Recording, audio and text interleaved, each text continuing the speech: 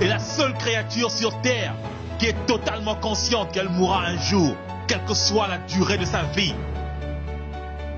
Mais nous n'aimons pas parler de cette vérité. Quand on parle de la mort ou de l'enfer, les gens ont tendance à éviter ou à changer de sujet, comme ils changent les chaînes sur leur poste de téléviseur. La vérité, c'est que la mort est toujours à notre portée. Chaque heure, 6461 personnes meurent dans le monde. Et vous et moi pouvons être les prochains sur la liste. C'est pour cela que nous devons explorer ce sujet. Que se passe-t-il lorsqu'on meurt?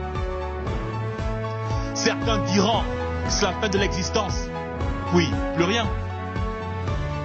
D'autres diront qu'ils se réincarneront en d'autres créatures. Et d'autres pensent qu'ils se transformeront en une sorte d'énergie cosmique. Mais que se passerait-il si vous aviez tort? La Bible dit dans Hébreux 9, 27, il est réservé aux hommes de mourir une seule fois, après quoi le jugement. Saviez-vous que nous serons jugés selon le genre de vie que nous avons choisi de mener? N'oubliez pas, lorsqu'on parle de jugement, on juge toujours en fonction d'une loi. Et Dieu nous a donné ces lois. Mais nous vivons comme s'il n'avait pas donné de loi. Après la mort, il n'y a que deux options. Le royaume des cieux ou l'enfer. Ceci peut vous paraître étrange. Mais d'après la Bible, la plupart des gens vont en enfer. Les voleurs, les tueurs, les adultères, les prêtres, les pédophiles, les pasteurs, les homosexuels, les chrétiens, les juifs, les musulmans, les bouddhistes, les fornicateurs, les stars de musique, les envieux, ceux qui sont incapables d'aimer ou de pardonner, et la liste continue. Jésus-Christ, de son vrai nom, Yeshua HaMashiach, notre Seigneur et Sauveur, nous a dit lui-même que la plupart des gens vont en enfer. En effet, dans Matthieu 7, 13 à 14, Yeshua dit: entrez par la porte étroite, car large est la porte, spacieux est le chemin qui mène à la perdition. Et il y en a beaucoup qui entrent par là. Mais étroite est la porte, resserré le chemin qui mène à la vie. Et il y en a peu qui les trouvent. Il y en a peu qui les trouvent. Il y en a peu qui les trouvent. Qu'est-ce que cela veut dire? Cela veut dire que nous avons défini notre salut selon notre propre standard et non selon le standard et la norme établie par Dieu. Car entrer par la porte étroite et marcher sur le chemin resserré demande beaucoup de discipline spirituelle et physique. Ce n'est pas en vivant dans la médisance, le mensonge, l'ivrognerie, la fornication, l'idolâtrie des musiciens de ce monde corrompu que vous rentrerez par la porte étroite et que vous marcherez sur le chemin resserré. Nous faisons parfois les choses pour plaire aux hommes, afin d'attirer les honneurs les uns des autres. Parfois nous pensons que parce que nous vivons une vie paisible et calme, ou parce que nous donnons de l'argent aux œuvres de charité ou à une église, que nous avons un ticket pour le royaume des cieux. Ces actions ne sont pas suffisantes. Et aussi, votre appartenance à une église ne vous sauvera pas non plus. Ce que Yeshua, notre Seigneur et Sauveur, attend de nous, c'est l'abandon total de notre vie à lui. Comme lui-même s'est abandonné totalement au Père Céleste à la croix pour nous sauver des flammes de l'enfer. Yeshua, celui que beaucoup appellent Jésus, a été clair sur le fait que même si vous utilisez son nom pour faire des œuvres grandioses, il n'en demeure pas moins que c'est seulement par l'obéissance à la volonté de son Père, Yahuwah, que nous obtiendrons le salut de nos âmes. Dans Matthieu 7, 21 à 23, Yeshua nous dit: ceux qui me disent Seigneur, Seigneur n'entreront pas tous dans le royaume des cieux, mais celui-là seul qui fait la volonté de mon Père qui est dans les cieux. Plusieurs me diront en ce jour-là, Seigneur, Seigneur, n'avons-nous pas prophétisé par ton nom? N'avons-nous pas chassé les démons par ton nom? Et n'avons-nous pas fait beaucoup de miracles par ton nom? Je leur dirai ouvertement, je ne vous ai jamais connu. Retirez-vous de moi, vous qui commettez l'iniquité. Yeshua est furieux contre ceux qui commettent l'iniquité. Mais qu'est-ce que l'iniquité? Il faut préciser que dans toute la Bible, le mot iniquité ou anomia en grec est toujours traduit comme la transgression de la Torah. La condition de celui qui est sans loi devant Dieu. Le mépris ou la violation de la loi de Dieu. Si vous relisez Matthieu 7, 21 à 23, vous comprendrez que Yeshua lance une mise en garde à l'égard de ceux qui vivent sans la loi de Dieu ou qui la transgressent, mais cependant pensent qu'ils sont les serviteurs du Seigneur parce qu'ils font des miracles ou parce qu'ils prophétisent. La Bible nous dit que c'est à cause de nos transgressions de la loi divine que le Messie est mort. Efforçons-nous donc de ne plus pécher. Il faut rappeler au passage que 1 Jean 3, 4 nous dit le péché c'est la transgression de la Torah. Alors ne transgressons plus la Torah ou les commandements de Dieu. L'apôtre Jean a aussi enseigné que nous devons garder les commandements de Dieu. C'est là l'objet de notre foi en Yeshua. Nous connaissons que nous aimons les enfants de Dieu lorsque nous aimons Dieu et lorsque nous pratiquons ses commandements. Car l'amour de Dieu consiste à garder ses commandements. Et ces commandements ne sont pas pénibles. Parce que tout ce qui est né de Dieu triomphe du monde. Et la victoire qui triomphe du monde, c'est notre foi. Une personne qui a triomphé du monde est capable de vivre selon la volonté de Dieu. Une personne qui vit selon les convoitises de sa chair ne saurait plaire à Dieu. Mais Dieu prend plaisir à la personne qui renonce aux convoitises charnelles. Car les passions de la chair sont l'une des principales causes de la perte du salut. C'est pour cela l'apôtre Paul dit, ceux en effet qui vivent selon la chair s'affectionnent aux choses de la chair, tandis que ceux qui vivent selon l'esprit s'affectionnent aux choses de l'esprit. Et l'affection de la chair, c'est la mort, tandis que l'affection de l'esprit, c'est la paix, la vie, car l'affection de la chair est inimitié contre Dieu, parce qu'elle ne se soumet pas à la loi ou à la Torah de Dieu, et qu'elle ne le peut même pas. Si vous ne vous repentez pas, l'argent que vous détournez aujourd'hui et que vous amassez aujourd'hui ne vous aidera pas en enfer. Les femmes ou les hommes avec lesquels vous couchez, vous forniquez avec, ne vous aideront pas en enfer. Votre orgueil, votre pasteur, les stars de cinéma et de musique que vous adorez aujourd'hui ne vous aideront non plus.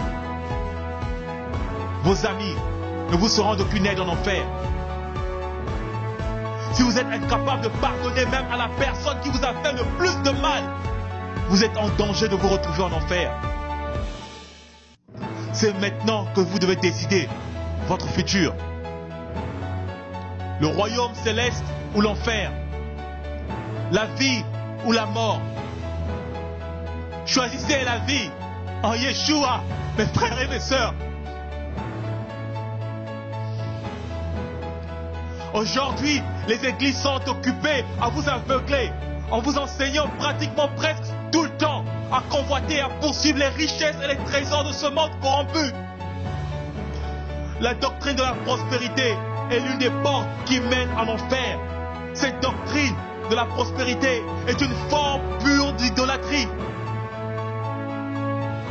À quoi sert-il à un homme de vivre 90 ans dans l'opulence, de collectionner les maisons, les voitures, les femmes, les entreprises, les diamants, pour finir à la fin en enfer?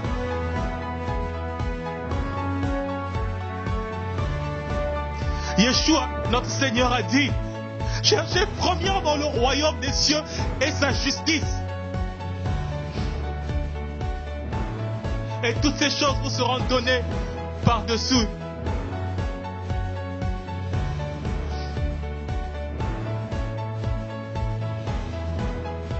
Yeshua a bien dit, cherchez premièrement le royaume et la justice de Dieu.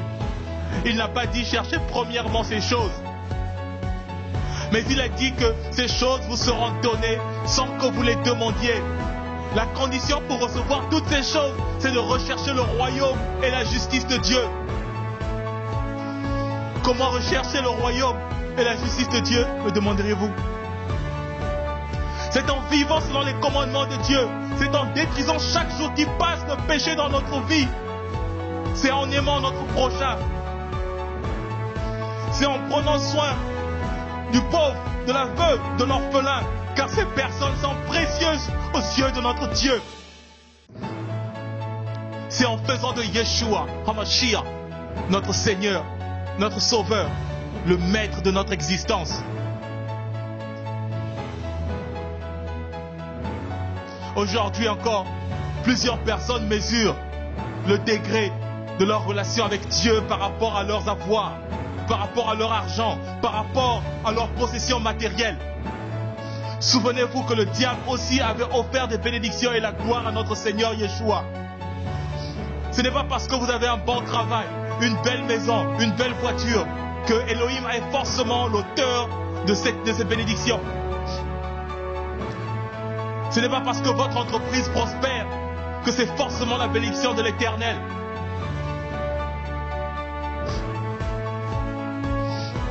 Souvenez-vous de la parabole du riche et de Lazare.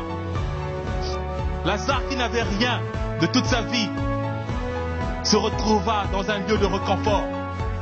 Lazare avait appris dans cette difficulté à glorifier le Père pour chaque miette de pain qu'il mangeait. Mais le riche, qui de toute sa vie n'avait pas compris ce que c'est que l'amour, n'avait jamais pourvu aux besoins du pauvre. Et il s'est retrouvé en enfer dans les tourments. Le riche avait brisé la règle d'or. Tu aimeras ton prochain comme toi-même. Depuis les flammes de l'enfer, le riche a demandé au père Abraham d'envoyer quelqu'un prévenir sa famille, prévenir le monde que l'enfer est réel. Père Abraham qui a vécu des siècles longtemps avant Moïse a dit aux riches, ils ont Moïse et les prophètes. S'ils n'écoutent pas Moïse ou les prophètes, ils ne se laisseront convaincre. Même si une personne d'entre les morts revenait pour leur parler de ces choses.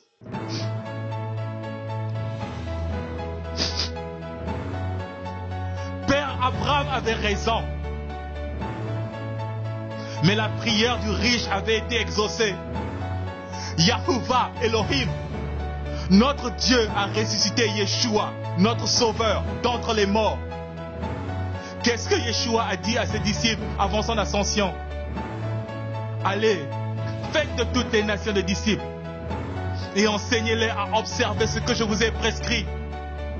Qu'est-ce que Yeshua avait prescrit à ses disciples? Il a dit à ses disciples, ne suivez pas les pharisiens qui marchent selon leur tradition, mais suivez la loi que mon Père a donnée à Moïse. Suivez ce que disent les prophètes. Lisez bien votre Bible. Le noyau de l'enseignement du Messie était de ramener le peuple israélite à l'obéissance à la Torah et de les éloigner des traditions humaines. Mais aujourd'hui encore, beaucoup d'églises enseignent l'iniquité en disant que la loi de Moïse et les prophètes ne sont plus valides.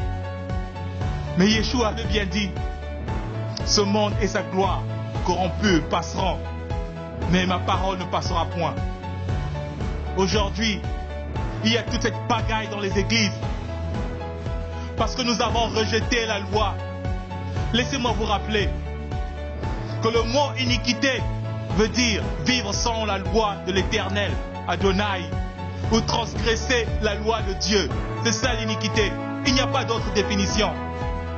Adonai Elohim, notre Dieu, dit dans Osée 4, 6, mon peuple est détruit parce qu'il lui manque de connaissance. Puisque tu as rejeté la connaissance, je te rejetterai. Et tu seras dépouillé de mon sacerdoce. Puisque tu as oublié la loi de ton Dieu, j'oublierai aussi tes enfants. Si Dieu a puni aussi sévèrement les Israélites pour avoir abandonné sa loi, croyez-vous qu'il vous épargnera? Croyez-vous qu'il nous épargnera, nous les nations, si nous faisons de même? Yeshua a réprimandé les pharisiens parce qu'ils ne suivaient pas la loi de Dieu. Croyez-vous que Yeshua ne vous réprimanderait pas d'avoir jeté sa loi dans les oubliettes? La loi de son Père est précieuse à ses yeux. Yeshua est un juste juge et il ne fera pas deux poids, deux mesures. Tel qu'il a jugé les pharisiens, tel il nous jugera. Les hommes peuvent se moquer et faire toutes sortes de blagues sur l'existence de l'enfer. Certains d'entre nous faisant des efforts pour ne pas y penser ou d'y croire.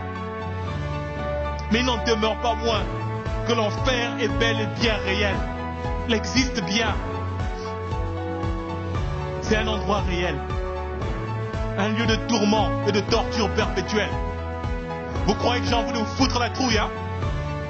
Eh bien, vous ferez bien d'avoir peur et de trembler, de prendre la bonne décision avant qu'il soit trop tard pour vous.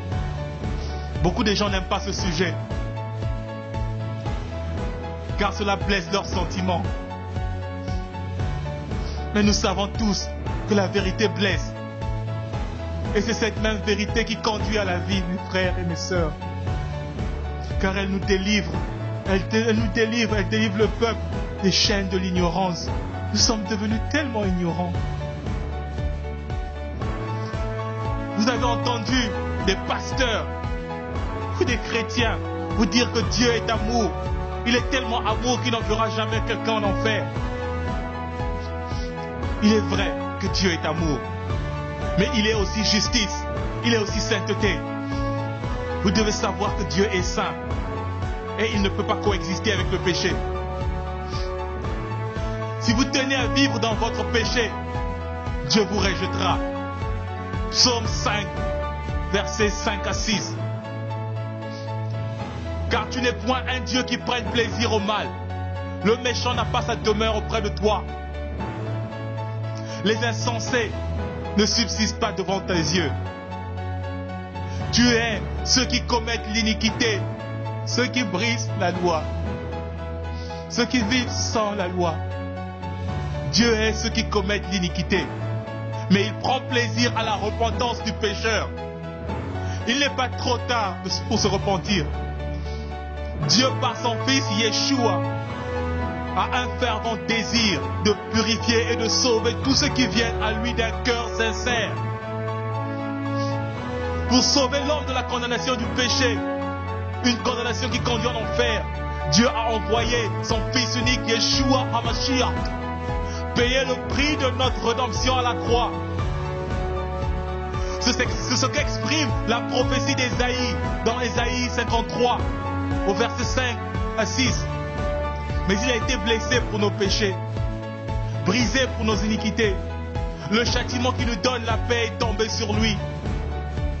Et c'est par ses meurtrissures que nous sommes guéris.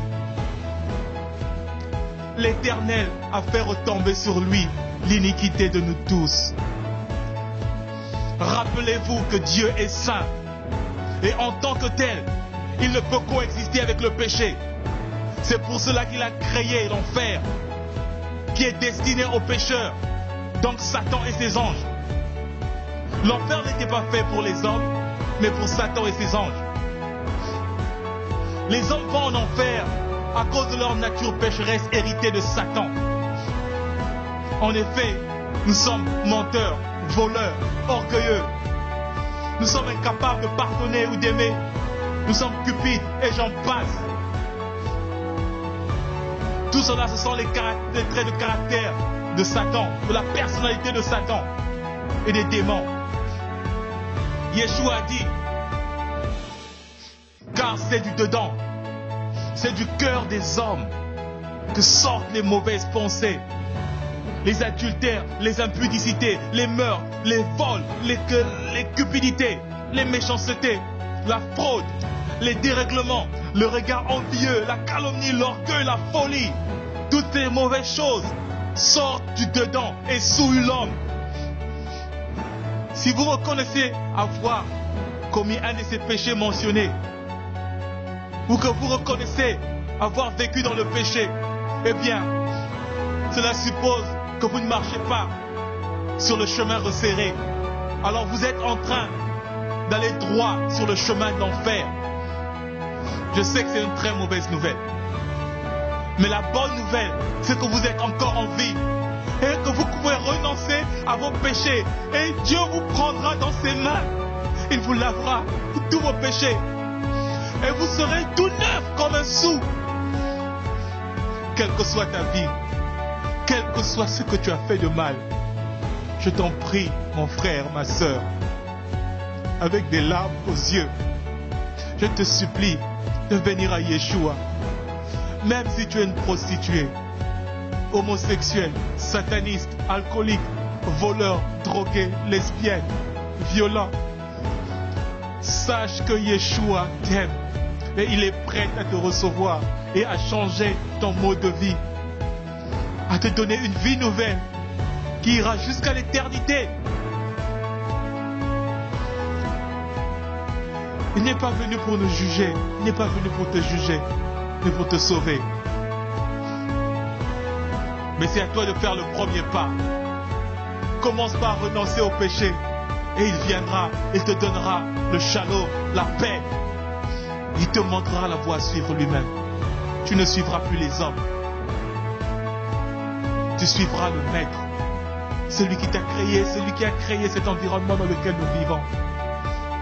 Ça sera une gloire et un honneur pour toi, mon frère et ma sœur. Yeshua est mort pour que tu n'ailles pas en enfer, mais pour que tu puisses avoir la vie éternelle auprès du Dieu amour. 1 Pierre 3, 18 dit: Christ a souffert une fois pour les péchés, lui le juste pour les injustes, afin de nous amener à Dieu, ayant été mis à mort quant à la chair, mais ayant été rendu vivant quant à l'esprit. Oui, Yeshua, le Messie, est mort pour nous. Et désormais, nous avons l'espoir qu'en lui, le chemin du royaume céleste est ouvert pour nous. Quelle joie! Alléluia! Alléluia! Alléluia! La Bible dit: car Dieu a tant aimé le monde qu'il a donné son Fils unique, afin que quiconque croit en lui ne périsse point, mais qu'il ait la vie éternelle. Dieu en effet n'a pas envoyé son Fils dans le monde pour qu'il juge le monde, mais pour que le monde soit sauvé par lui. Celui qui croit en lui n'est point jugé, mais celui qui ne croit pas en lui est déjà jugé, parce qu'il n'a pas cru au nom du Fils unique de Dieu. Croire en Yeshua, c'est vivre comme il a vécu en obéissance à la Torah de son Père. Croire en Yeshua, c'est vivre selon ses enseignements. Croire en Yeshua, c'est obéir aux lois de Dieu. Croire en Yeshua, c'est avoir la foi que c'est par son sang versé à la croix que nous sommes sauvés de nos péchés. Croire en Yeshua, c'est produire des fruits dignes de la repentance. Croire en Yeshua, c'est aimer son prochain. Croire en Yeshua, c'est aimer Dieu de tout son cœur, de toutes ses pensées, de toutes ses forces. La loi a été donnée par Moïse, mais nous l'avons transgressée. À cause de nos transgressions, nous méritions la mort et l'enfer. Mais la grâce est venue par Yeshua le Messie, car il est mort pour nous. Maintenant, lèvons-nous dans la foi et obéissons à Dieu. Yeshua est venu par son sacrifice nous ramener à l'obéissance à son Père. C'est parce que nous étions désobéissants, c'est parce que nous étions rebelles qu'il est mort. Et aujourd'hui vous vous révélez à la loi? Vous dites qu'il n'y a plus de loi? Qui vous a dit ça?